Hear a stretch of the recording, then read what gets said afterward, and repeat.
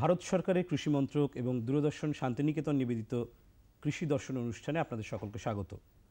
আজকে আমরা আলোচনা করব আলুর অন্তর্বর্তীকালীন পরিচর্যা এই বিষয়টির উপর। আলোচনার জন্য স্টুডিওতে আমাদের মধ্যে রয়েছেন বিশ্বভারতীর পল্লী শিক্ষা ভবনের অধ্যাপক ডক্টর গণেশ চন্দ্র মালিক। গণেশদা, আপনাকে অনুষ্ঠানে স্বাগত। প্রথমেই যেটা আপনার কাছে আমি প্রশ্ন রাখবো যে আলুর গাছ তো এখন জমিতে রয়েছে, এক্ষেত্রে এই আলুর গাছের পরিচর্যার জন্য আপনি কৃষক বন্ধুদের কি সুপারিশ করবেন? এখন যেটা চাষি বন্ধুদেরকে বলতে হয় যে প্রতিদিন মাঠে যেতে হবে চাষি ভাইদেরকে, কারণ দিনের দিন প্রত্যেক দিনের দিন আলু গাছের পরিবর্তন আসছে। এই সময় চাষি বন্ধুদের দুই থেকে তিনটে জিনিসের ওপর খেয়াল রাখতে হবে। সেটা হচ্ছে এক নম্বর হচ্ছে জলসেচ, আর দ্বিতীয়ত হচ্ছে মাটিতে যে ভেলি টানা হয়েছে, আলুতে ভেলি টানা হয়েছে, সেই ভেলির মাটি যাতে নিচে পড়ে না যায় ভেলিতে, সেইটা খেয়াল রাখতে হবে। আর দেখতে হবে যে রোগ পোকার কোনো কিছু আসছে কি না। এই যে কুয়াশা হচ্ছে বা মেঘ করছে, এই যে আবহাওয়াগুলোর প্রতি চাষি ভাইদেরকে খুব ভালোভাবে কড়া নজর রাখতে হবে। প্রথমেই বলি, এই সময় জলসেচ দিতে হবে খুব মাঝামাঝি দিতে হবে। মিনস হচ্ছে মানে নালা পুরোপুরি ভর্তি করে কোনো সময় দিলে হবে না, কারণ জলের মাধ্যমে অনেক রকমের রোগ জীবাণু চলে আসছে। দ্বিতীয় কথা, যে ভেলি থেকে যে মাটিগুলো পড়ে যায়, অনেক সময় কি হয়, এই সময় যে আলু ধরে গেছে, সেই আলু কিন্তু কিছু সূর্যের আলোতে চলে আসছে, অর্থাৎ মাটি থেকে ভেঙে মাটি ভেলি ভেঙে আলু কিছু চলে আসছে, যেটা কিন্তু খুবই ক্ষতিকারক কীরকম? এই যে আলুটাকে দেখছেন, এই যে আলুটা সবুজ রঙের একটা লেয়ার তৈরি হয়েছে, এই জিনিসটা এটা সূর্যের আলোর উপস্থিতিতেই হয়েছে। এই জিনিসটা যে এর মধ্যে এক ধরনের রাসায়নিক জিনিস তৈরি হয়েছে, সেটা আমরা কি বলবো, এটা সোলানিন নামে একটা জিনিস তৈরি হয়, যেটা খুবই বিষক্রিয়া। আমাদের যে কোনো মানুষ বা গরু ছাগল যদি এটাই আলু খেয়ে থাকে, তাহলে এটা মানুষের দেহে, মানব দেহে এটা ক্যান্সারের পর্যন্ত এটা সৃষ্টি করতে পারে। সুতরাং আমাদের খেয়াল রাখতে হবে যে আলুর নালি বা ভেলি যেন খুব সুন্দরভাবে চাষি ভাইরা খেয়াল রাখেন এবং জলসেচটা পরিমিতভাবে দিতে হবে। আর একটা জিনিস চাষি ভাইদেরকে খেয়াল করতে হবে যে অত্যধিক সার প্রয়োগ করে গাছকে মানে বেশি বাড়িয়ে দেওয়া যাবে না। আমাদের চাষি ভাইদের খেয়াল রাখতে হবে যে হাঁটু সমান যাতে গাছটা ভালোভাবে থাকতে পারে। হাঁটু সমান অর্থাৎ হাঁটুর উপরে বেশি যদি গাছ হয়ে যায়, সেক্ষেত্রে নানা রকম রোগ যেমন তৈরি হয়, অর্থাৎ আমাদের সুষম সার চাষি ভাইদেরকে কিন্তু ব্যবহার করতে হবে। আমরা তো জানি যে শস্য রক্ষা একটি অত্যন্ত গুরুত্বপূর্ণ বিষয়, এবং সেক্ষেত্রে প্রথমে আমি জিজ্ঞেস করবো যে আলু গাছের ক্ষেত্রে কী কী ধরনের পোকার আক্রমণ হয় এবং তার হাত থেকে আমরা গাছটাকে বাঁচাবোই বা কীভাবে? পোকা খুবই ক্ষতিকারক, কিন্তু রোগের তুলনায় অতটা নয়। যেটা বলবো, আমাদের যে আলুতে যে দুই থেকে তিন ধরনের পোকা আসে, তার মধ্যে এক ধরনের কাটুই পোকা বলে এক ধরনের পোকা হয়, যেটা হচ্ছে লেদা অবস্থা, অর্থাৎ যেটা যখন শুয়োপোকা অবস্থা, সেটাকে ক্ষতি করে গাছের। এটা কি করে যে গাছটা পোকাটি দেখতে খুব ধূসর বর্ণের এবং বাদামি, অনেক সময় বাদামি বা কালচেও হতে পারে। সেইটি কি করে যে রাত্রেবেলা এটি বেরিয়ে গাছটাকে কেটে ফেলে, গোড়া মাটির লেভেলে গোড়া কেটে ফেলে এবং গাছটা আস্তে আস্তে ঝিমিয়ে পড়ে। অনেক সময় অর্ধেকটা কেটে ফেলে, অনেক সময় পুরো কেটে ফেলে, এবং এই যে পোকাটি মাটির নিচেই বাসা বেঁধে থেকে যায়। অতএব এইটার কিন্তু কন্ট্রোল আমরা চাষি ভাইরা খুবই ভালোভাবে করে দিতে পারেন, খুব সহজ উপায়ে এবং খুব কম খরচে করতে পারেন। এটা কি করা যায় যে মাটির যে ভেলিগুলি টানা হয়েছে, তার মাঝখানে যদি কিছু শুকনো আগাছা যদি রাখা হয়, এবং শুকনো আগাছার মধ্যে ওই আলু গাছটাকে কেটে দিয়ে ওই শুকনো আগাছার মধ্যে গাছ ঢুকে পড়বে পোকাটা, এবং দিনের বেলায় সেটা যদি কালে সংগ্রহ করে ফেলে দেওয়া হয়, ওর মধ্যে কিন্তু এই লেদা পোকাটা থেকে যাবে। অতএব এইভাবে কন্ট্রোল করা যায়। এছাড়া আরেক ধরনের রাসায়নিক ভাবেও এটাকে দমন করা যায়। আমরা যদি বিভিন্ন বিষটোপ তৈরি করি, বিষটোপটা কীরকম, আমার যে ধানের যে তুষ আছে সেটা 100 গ্রাম নিলাম, এবং গুড় 10 গ্রাম নিয়ে ওটা যে ক্লোরোপাইরিফস যে গ্রুপের যে ওষুধগুলো আছে 2 থেকে 2.5 ml নিয়ে ওর মধ্যে ভালো করে পেস্ট করে দিয়ে যদি গুলির মতো তৈরি করা হয়, এবং সেই গুলিগুলো যদি ওই নালার ফাঁকে যদি মাঝে মাঝে দেওয়া থাকে, ওই কিন্তু ওইটা খেয়ে মরে অনেক সময় ওটা খেয়ে আসবে, ওই গুড়টা যে গুড় যে দেওয়া হয়েছে, গুড়ের অ্যাট্রাকশন অর্থাৎ ওই আকর্ষণ করে ওটাকে খাবে, এবং ওই সময় ওটা মরে যাবে। এক্ষেত্রেও সেটা দমন পদ্ধতি এটা করতে হবে। আর এক জিনিসটা চাষি ভাইদের করতে হবে যে পরিষ্কার পরিচ্ছন্ন চাষ করতে হবে, অর্থাৎ আলের ধারে যে ঘাসগুলো আছে সেগুলো কিন্তু পরিষ্কার পরিচ্ছন্ন করে রাখতে হবে আগে থাকতে না, কারণ ওর মধ্যেই ওগুলো লুকিয়ে থাকে। এভাবে দমন করা যায়। ঠিকই। আপনি বললেন যে পোকার তুলনায় রোগের হ্যাঁ প্রাদুর্ভাব বেশি, কিন্তু আরেক ধরনের পোকার কথা না বললেই নয়, সেটা হচ্ছে জাব পোকা। জাব পোকা যেটা আমরা বলি, সর্ষের জাব পোকা আছে, আলুর জাব পোকা আছে, কিন্তু একটু করে প্রজাতিগুলো আলাদা। কিন্তু এই সর্ষের এই আলুর যে জাব পোকাটা আছে সেটা কি করে, সেটা পাতার রস চুষে খেয়ে পাতাটাকে হালকা করে দেয় এবং অনেক সময় পাতা শুকিয়েও যায়।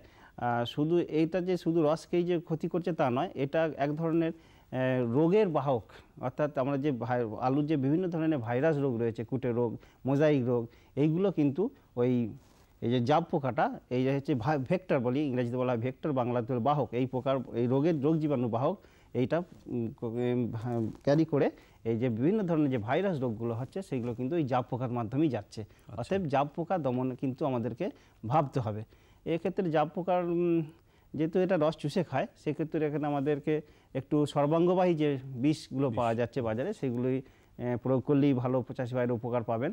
তার মধ্যে যে ডাইমিথের বা রোগার যেটা পায় 2 ml 1 লিটার প্রতি লিটার জলে যদি স্প্রে করা হয়, কিংবা ইমিডাক্লোপিড বলে একটা ওষুধ আছে, সেটা 1 ml 5 লিটার জলে, চাষি ভাইদেরকে খেয়াল রাখতে হবে।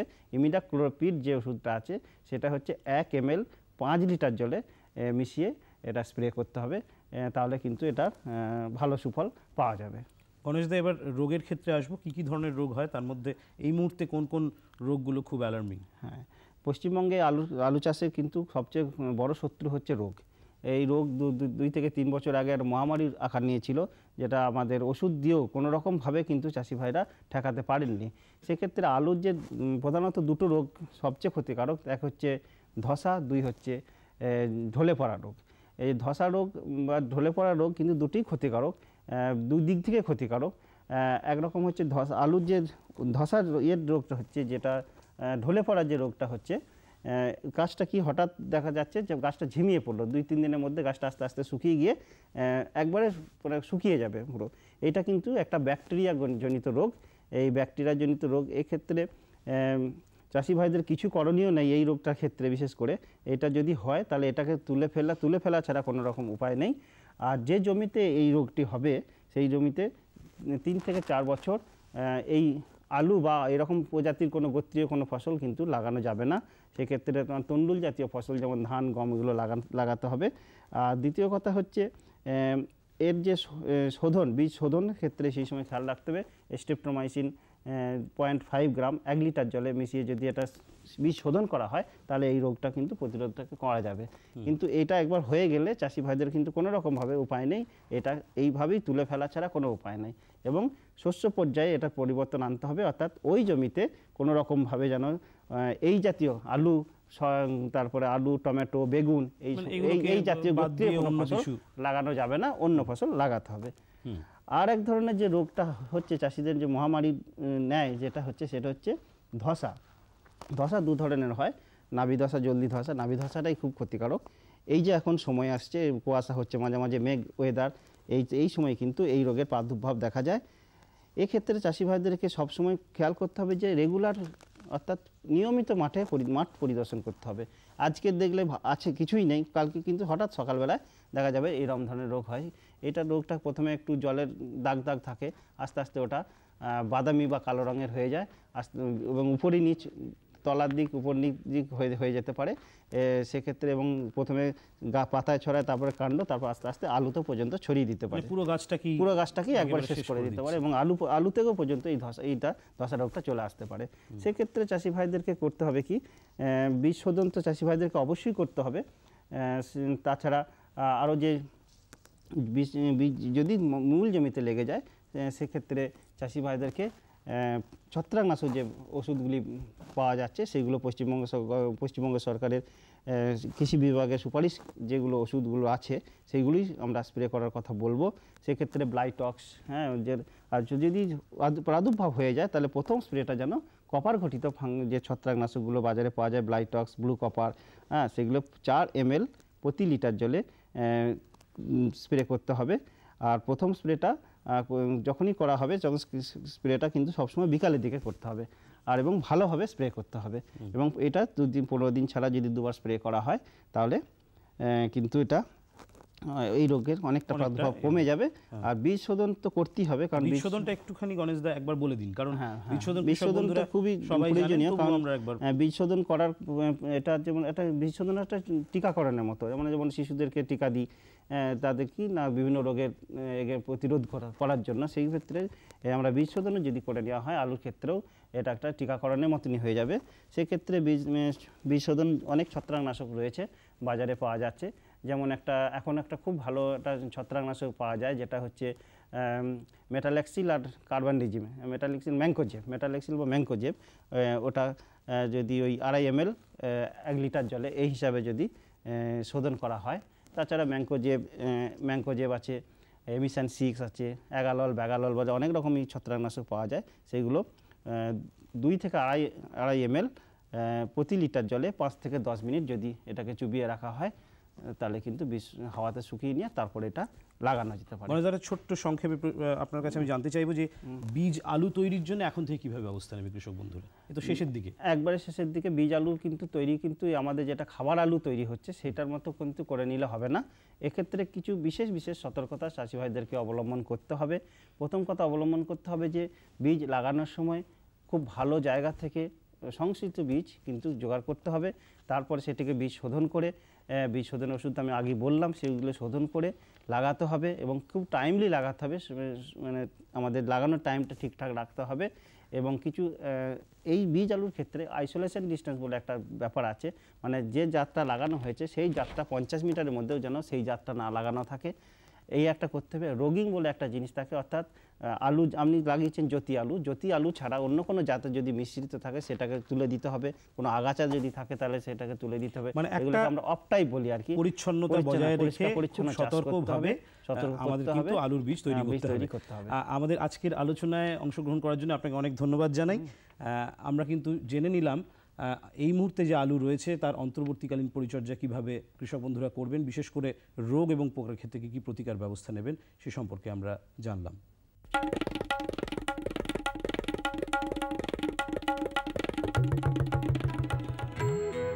ওমা, আমি স্কুলে পড়তে যাচ্ছি। হ্যাঁ, স্কুল?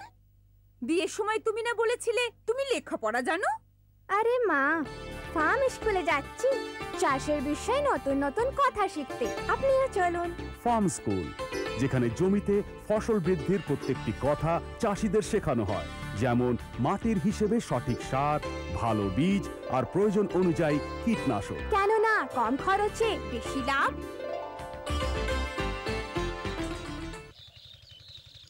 আমরা এখন জেনে নেব মটরশুঁটি এবং বিনস চাষ প্রসঙ্গে। সাধারণত এগুলো শীতকালেই চাষ করা হয়। আমাদের সঙ্গে আছেন বাঁকুড়া জেলার বরজোড়া ব্লকের কৃষি প্রযুক্তি সহায়ক সত্যচরণ চট্টোপাধ্যায়। আমরা তার কাছেই প্রথমে প্রশ্ন করব। প্রথম প্রশ্ন আপনার কাছে, যে এই যে মটরশুঁটির কত রকম প্রজাতি হয়? মটরশুঁটি সাধারণত একটা ডাল হিসাবেও মটর ব্যবহার করে থাকি আমরা, আর একটা সবজি হিসাবে গ্রিন ভেজিটেবল হিসাবেও ব্যবহার করে থাকি। তো যাই হোক, যে জাতগুলির কথা আমি বলবো সেগুলি বনি ভ্যালি, পারফেকশন, জহর মটর, GF 68 এবং DDR 23, এই ভ্যারাইটিগুলি সাধারণত চাষ হয়ে থাকে। আচ্ছা, আমাদের পরের যে প্রশ্ন সেটা হচ্ছে যে এই যে চাষ করা হয় তার জন্য তো জমিটাকে ঠিক করতে হয়, প্রথমে জমিটা ঠিক করতে হবে। তো জমিটা কিভাবে প্রস্তুত করবেন কৃষক ভাইরা? দেখুন, মটরশুঁটি যে ধরনের জমিতে চাষ হয় সাধারণত দোআঁশ, আমরা যেখানটায় দাঁড়িয়ে আজ কথা বলছি এখানে বেলে দোআঁশ মাটি। তো এই মাটিটি তৈরি করবার আগে সাধারণত আমরা চুন প্রয়োগের কথা বলে থাকি, যে জমিটি একটু শোধন করে নিন। আর যে কোনো এই সিম্মি গোত্রীয় একটি ফসল হচ্ছে মটর বা ফ্রেঞ্চ বিনস, এগুলো মাটি শোধন করার পরে আমরা যদি জৈব সার, আমি প্রতি কাঠায় বললে মনে হয় চাষি ভাইদের একটু সুবিধা হবে, প্রতি কাঠার অঙ্কটা হচ্ছে 720 বর্গফুটে 1 কাঠা, প্রতি কাঠায় 100 কেজি করে আপনার জৈব সার লাগবে, কম্পোস্ট সার বা আবর্জনা সার, এটা আপনি দেবেন। প্রতি কাঠাতে রাসায়নিক সার ইউরিয়া 370 গ্রাম করে ইউরিয়া লাগবে, 2.5 কেজি করে এসএসপি সিঙ্গেল সুপার ফসফেট এবং পটাশ লাগবে প্রতি কাঠায় 600 গ্রাম। এই দুটি যে ফসলের কথা আমি বলছি, এই দুটি ফসলে কাঠা প্রতি এরকমই রাসায়নিক সারের ব্যাপার থাকবে। আর একটি জিনিস দিলে ভীষণভাবে সুবিধা হয় শুটি জাতীয় যে কোনো ফসলেই, সেটা হচ্ছে জীবাণু সার। এই জীবাণু সার রাসায়নিক সার প্রয়োগের 5-6 দিন আগে যদি প্রয়োগ করে রাখা হয় তাহলে এটা ভীষণভাবে কাজে লাগবে। জমি তো এভাবে তৈরি করবে, কিন্তু জমি তৈরি করার পর যখন চারা গাছগুলিকে রোপণ করা হবে সেটার কি কোনো আলাদা পদ্ধতি আছে যেভাবে? হ্যাঁ, অবশ্যই আছে। কারণ মাটি আমার তৈরি হয়ে যাওয়ার পরে যে বীজগুলি আমি লাগাবো, চারা বলতে এটা বীজ লাগানো হয়, সেই বীজগুলি শোধন করে নিতে হবে। কার্বানডাজিম বা এই ধরনের যে ওষুধগুলি বীজ শোধনের থাকে, এটা দিয়ে যদি শোধন করে নেন চাষি ভাইরা, তাহলে পরবর্তীকালে যে ছত্রাক ঘটিত বা ব্যাকটেরিয়া ঘটিত যেসব রোগগুলির প্রাদুর্ভাব ঘটে সেটা আটকানো যাবে। আর বীজের পরিমাণ সাধারণত যদি আমরা মটরশুঁটির ক্ষেত্রে বলি তাহলে প্রতি কাঠায় 500 থেকে 600 গ্রাম বীজ লাগবে। আর ফ্রেঞ্চ বিনসের কথা যদি আমি বলি, আমি দুটি বলে যাচ্ছি একসাথে, তাহলেও দেখা যাবে ওই 500-600 গ্রামই প্রায় প্রতি কাঠায় লাগবে। যে কোনো চাষে একটা অনুকূল পরিবেশের দরকার আছে, যে এই অবস্থানটা থাকলে চাষটা ভালো হবে। তো এই ফ্রেঞ্চ বিনস বা মটরশুঁটি এই দুটি চাষের ক্ষেত্রে অনুকূল পরিবেশটা কীরকম? এই দুটি ফসলই হলো রবি ফসল এবং শীতকালীন ফসল। এই শীতকালীন ফসল যেহেতু, তাহলে একটা টেম্পারেচার একটা থাকতে হবে মোটামুটি 17 ডিগ্রির মধ্যে যদি থাকে, তাহলে কিন্তু এই ফসল দুটি ফসলই কিন্তু ভালো হবে। এবার যখন গাছ হয়ে গেল, রোগ পোকার আক্রমণ হতে পারে, কি ধরনের পোকামাকড় আক্রমণ হয় বা কি ধরনের বাধার সম্মুখীন হন চাষিরা? রোগ পোকার কথা যদি বলেন আপনি, রোগ পোকা শুটি ছিদ্রকারী পোকার প্রাদুর্ভাব অনেকখানি দেখা যায়। এখানে আপনারা শুটি ছিদ্র দমন করবার জন্যে কিছু হালকা ধরনের যেগুলি কাঁচা সবজি হিসাবে খাওয়া হয়, সেই ওষুধ যতটা কম ব্যবহার করা যায় ততই ভালো। কারণ কতগুলো জৈব প্রযুক্তির ব্যবহার ঘটিয়ে এগুলোকে কন্ট্রোল করা যায়। এছাড়া নিমবেস যে পেস্টিসাইডস রয়েছে, যেটি মানুষের ক্ষতি করে না, সেরকম ধরনের কীটনাশক আমরা ব্যবহার করতে পারি। আচ্ছা, পরের প্রশ্ন হচ্ছে যে এবছর চাষটা কেমন হয়েছে? এবছর খুব ভালো চাষ হয়েছে, কারণ যে শীতের প্রাদুর্ভাব যেটুকু রয়েছে এখনো পর্যন্ত খুবই ভালো আছে। যেহেতু শীতকালীন ফসল, টেম্পারেচার অনুকূল, অতএব ভালো আছে। আর প্রতি কাঠায় ফলন যেগুলো পাওয়া যায়, মটরশুঁটির ক্ষেত্রে 30 থেকে 60 কেজি প্রতি কাঠায়, এবং ফ্রেঞ্চ বিনস এটা দেখা যায় 80 থেকে 1 কুইন্টাল পর্যন্ত প্রতি কাঠায় ফলন আসতে পারে। হ্যাঁ, অবশ্যই লাভজনক। চাষি ভাইরা যে করছেন চাষ, এর ফলে তারা কিভাবে আর্থিক দিক দিয়ে উপকৃত হচ্ছেন, লাভ কতখানি আসছে, সেটা যদি একটা হিসাব আপনি আমাদের দেন। আমি লাভের আগে প্রথম লাভটাই চাষিদের বলি, যে লেগুমিনাস ক্রপ এটা অর্বুদ গঠন করে শেকড়ের তলায়। প্রতি বছর প্রতি বছর যে কোনো জমিতেই একটা শুটি জাতীয় ফসলের চাষ করবার কথা আমরা চাষি ভাইদের বলে থাকি। সেখানে মটরশুঁটি বা ফ্রেঞ্চ বিনস একটা জমির উর্বরতা বাড়াবে, প্রথম লাভ চাষির। তারপরে অর্থনৈতিকভাবে যে প্রফিটটা আসবে সেটাও কিন্তু কম নয়, অনেকখানি আসবে। ধন্যবাদ আপনাকে। আমরা জেনে নিলাম মটরশুঁটি এবং ফ্রেঞ্চ বিনস সম্বন্ধে কৃষক বন্ধুদের উপকারী অনেক কথাবার্তা, যেগুলো তাদের চাষ কাজে সাহায্য করবে। সুগন্ধের মাতোয়ারায়, সুস্বাদের বাহারে, উন্নতির সুরেতে, ফুটে ওঠা হাসিতে, সবুজে ভরা গাছপালায়, বড় বড় ব্যবসায়, সুমধুর সুকণ্ঠে, হাসি খুশির আগমনে। এনএচএম বাগান পরিচর্যা মিশন। আমরা চাই আপনার সুখ সমৃদ্ধি। দাঁড়িয়ে আছি বর্ধমান জেলার আউশগ্রাম 2 নম্বর ব্লকের অন্তর্গত দেবশালা গ্রামে। আমার সঙ্গে রয়েছেন এই গ্রামেরই কিছু কৃষক বন্ধু এবং সাথে রয়েছেন আউশগ্রাম 2 নম্বর ব্লকের সহ কৃষি অধিকর্তা সুকান্ত মুখোপাধ্যায়। প্রথমে চলে যাচ্ছি তার কাছে। নমস্কার। নমস্কার। আচ্ছা, এই গ্রামের এই যে দেবশালা গ্রাম, এই গ্রামের সামগ্রিক কৃষিচিত্র আগে কেমন ছিল? দেখুন, এখানে সামগ্রিক কৃষিচিত্র বলতে আমরা বিভিন্ন শস্য পর্যায়ে লক্ষ্য করি। তার মধ্যে আমন ধান মূলত মেন ফসল, এবং আমন ধানের মধ্যে স্বর্ণ ধান যেটা MTU 7029, এই MTU 7029টাই হচ্ছে এখানকার মূল মানে ফসল আর কি। এছাড়াও কিছু কিছু ক্ষেত্রে বিক্ষিপ্তভাবে কোথাও সরিষা, কোথাও আলু বিক্ষিপ্তভাবে হয়, কিন্তু সামগ্রিকভাবে যদি আমরা দেবশালা মৌজার কথা বিবেচনা করি তাহলে মুখ্যত একটা ফসলই এখানে বিচরণ করে, সেটা হচ্ছে আমন ধান। আমরা এখন চলে যাচ্ছি কৃষক বন্ধুদের কাছে, জানতে চাইবো যে ওনারা কি কি চাষ করেন। আপনার নাম কি? আমার নাম স্বরূপ বক্সি, দেবশালা গ্রামের বাসিন্দা। আপনি কি চাষ করেন? আমরা সাধারণত এখন এখানে যা পরিষেবা তাতে করে আমরা আমন ধানের চাষটার উপরই আমাদের ছিল। আমরা শারীরিক পরিশ্রম করে যেটুকু পাই, আমরা 0 টিলে চাষ করেছি, তাতে রেজাল্ট একটু ভালোর দিকেই দেখছি। পরে আমরা আবার 0 টিলে ধান চাষের ব্যাপারেও ভাববো। আচ্ছা, আপনার নাম কি? আমার নাম দিলীপ শাহ। আপনি এই গ্রামের বাসিন্দা? আর কি চাষ করেন আপনি? আমি আলু, সর্ষে, গম সবই চাষ করি। হ্যাঁ, কলাই টলাই সবই চাষ আমি করি। হ্যাঁ, আমি আজ থেকে না হলেও বোধহয় 30 বছর ধরে চাষি আছি। হ্যাঁ, আর আমি ওই পাওয়ার টিলারের জন্যে আমি বিডিও সাহেবকেও বলেছি, হ্যাঁ, যাতে চাষ করা যায়। আচ্ছা, আপনার নাম? আমার নাম লক্ষণা কুড়ি। আপনি এখন কি চাষ করছেন? এখন গম চাষ, আলু চাষ, সবজি চাষ করছি। আগে কি চাষ করতেন? আগে আমরা ধান চাষই করতাম, ধান চাষ, সরষে চাষ করতাম। আচ্ছা, চলে যাচ্ছি আমাদের সহকৃষি অধিকর্তার কাছে।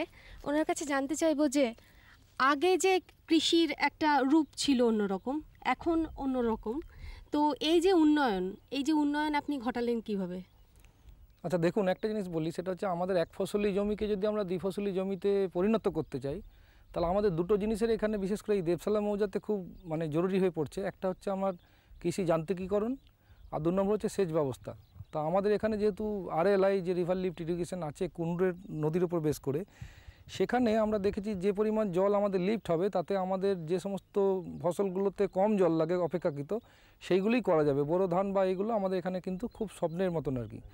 আর যেগুলো একটু কম ডিউরেশনে যে ধানগুলো চাষ হয় এখানে, তাতে আমরা সর্ষেটা কোনো রকম করে আমরা করতে পারি, কিন্তু মূলত ম্যাক্সিমাম জমি আমার এখানে পতিত থাকে। তো সেই জায়গায় আমরা ঠিক করেছিলাম যে আমাদের যে গভর্নমেন্টের যে স্কিম আছে সেখান থেকে আমরা কিছুটা যদি গমের বীজ 0 টিলেজের মাধ্যমে এখানে চাষ করতে পারি তাহলে এক ফসলি জমিকে 2 ফসলি জমিতে রূপান্তরিত করা সম্ভব। তার কারণ আমরা দেখেছি যে আমার গমের জন্য নর্মাল ক্ষেত্রে 5 থেকে 7টা সেচ লাগলেও 0 টিলেজের ক্ষেত্রে আমার 2 থেকে বড় জোর 3খানা সেচ হলেই আমার কিন্তু গমটা উঠে যাওয়ার যথেষ্ট সম্ভাবনা আছে।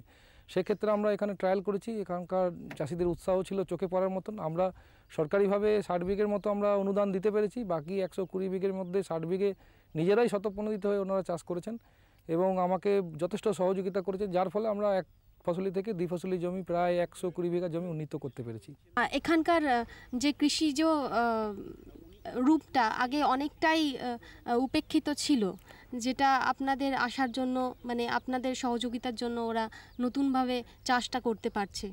ডেফিনেটলি সেটা তো একটা ব্যাপার বটেই। তাছাড়াও দেখুন, যারা করছেন, যে ওয়ার্কিং গ্রুপরা কাজ করছেন, তাদের যে সমস্ত কৃষকরা কাজ করছেন তারা আমাদেরকে এই কাজটা করার সুযোগ দিয়েছেন। এটা তো নিঃসন্দেহে আমরা সুযোগ না পেলে তো করতে পারি না। তারা সুযোগটা দিয়েছেন, আমাদের সহযোগিতা করেছেন আন্তরিকভাবে, এবং আমরা বারবার এসেছি, 5 বার 7 বার সেখানে এসেছি, এসে আমরা কাজটা করতে সক্ষম হয়েছি। আচ্ছা, আমরা এবার চলে যাব আমাদের কৃষক বন্ধুর কাছে, জেনে নেব তাদের চাষ সম্পর্কে কিছু কথা। তো আপনি কি এই গ্রামেরই বাসিন্দা? আপনার নাম কি? আমার নাম প্রসেনজিৎ বক্সি, আমি দেবশালা গ্রামেরই বাসিন্দা। আচ্ছা, এই গ্রামে আগে কি চাষ করতেন?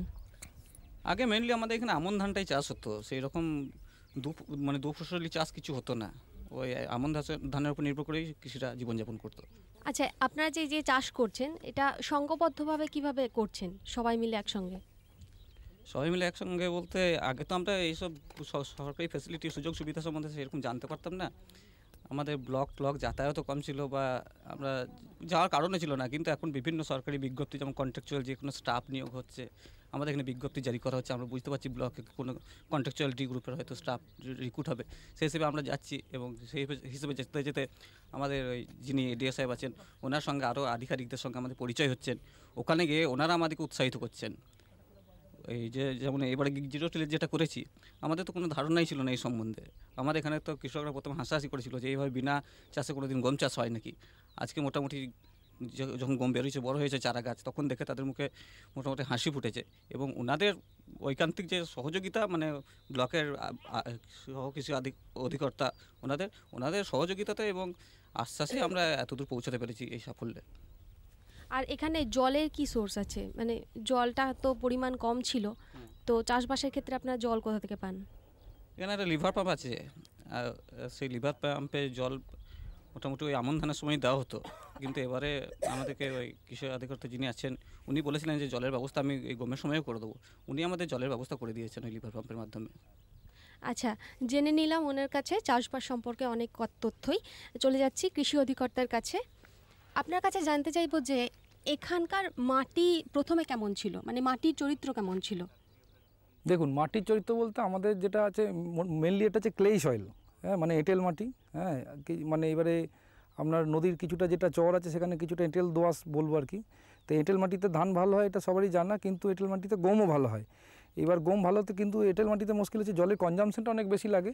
সেই জন্য হয়তো এক ফসলি জমি থেকে দু ফসলি জমিতে নিয়ে যেতে গেলে আমি দেখলাম যদি জলের কনজামশনটাকে কমাতে পারি এবং যদি বীজটাকে মানে সঠিকভাবে আমরা দিতে পারি এবং চাষের খরচটাকে যদি কমাতে পারি, তাহলে হয়তো উৎসাহিত করা যাবে এবং এক ফসলি জমিকে দু ফসলি জমিতে রূপান্তরিত করা সম্ভব হবে। আমরা সেই লক্ষ্য নিয়ে প্রযুক্তিগত উন্নয়ন এবং তার সঙ্গে সঙ্গে কিছুটা সাপোর্ট সিস্টেম দিয়ে আমরা চেষ্টা করেছি যতটা মানে সম্ভবে যাতে সাপোর্ট এটা দেওয়া যায়, মানে সাহায্যটা করা যায়। এছাড়াও আমাদের টার্গেট আছে আমরা যখন আমন সিজনের পরে সামনের যে আমন মরশুম আছে তার আগে আমরা জিরো টিলেজের সাহায্যে ধান চাষ করানো, যাতে করে এই সমস্ত প্রযুক্তি যদি আমরা ইন্ট্রোডিউস করতে পারি তাহলে আর্থসামাজিক বিকাশে একটা বড় ভূমিকা আমরা নিতে পারবো।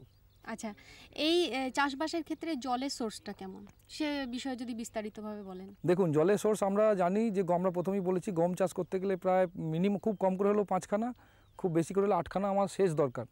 সেখানে জিরো টিলেজ করতে গেলে জিরো টিলেজের নিয়মটাই হচ্ছে যে মাটিটাকে চিরে যে জায়গায় আমার মোটামুটি ময়েশ্চার লেভেলটা একটা নির্দিষ্ট জায়গায় আছে সেখানে আমরা গমের বীজটাকে দিতে পারছি, যার ফলে কি হচ্ছে আমার কিন্তু বীজটা বেরিয়ে যাচ্ছে, সেখানে কোনো সমস্যা হচ্ছে না। এবং বীজের সঙ্গে সঙ্গে যখন আমি ফার্টিলাইজারটা সেই জায়গায় দিচ্ছি আমার আগাছার সমস্যাটাও কিন্তু খুব একটা হচ্ছে না। সেই একটা বিশাল সুবিধা আমরা পাচ্ছি। আর দ্বিতীয় যেটা কথা হচ্ছে সেটা হচ্ছে আমার চাষের খরচ কিছু লাগছে না, এখানে কোনো চাষের খরচ নেই। আমার যদি 11 টাইনের যদি আমার জিরো টিলেজ হয় তাহলে আমার 25 মিনিটে প্রায় 1 বিঘা জমি আমার কভার করতে পারছি, যেটা বলতে গেলে খুব কম খরচে আমরা চাষটা করে নিতে পারছি।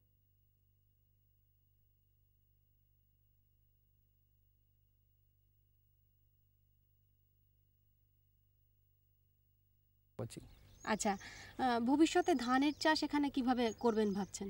দেখুন, ভবিষ্যতে ধানের চাষ মানে আমরা আমন ধানে যদি জিরো টিলেজে চাষ করি তাহলে খরচ মানে চাষের যে খরচটা সেটা একবারে এক ধাক্কায় 60 থেকে 70% কমে যাবে।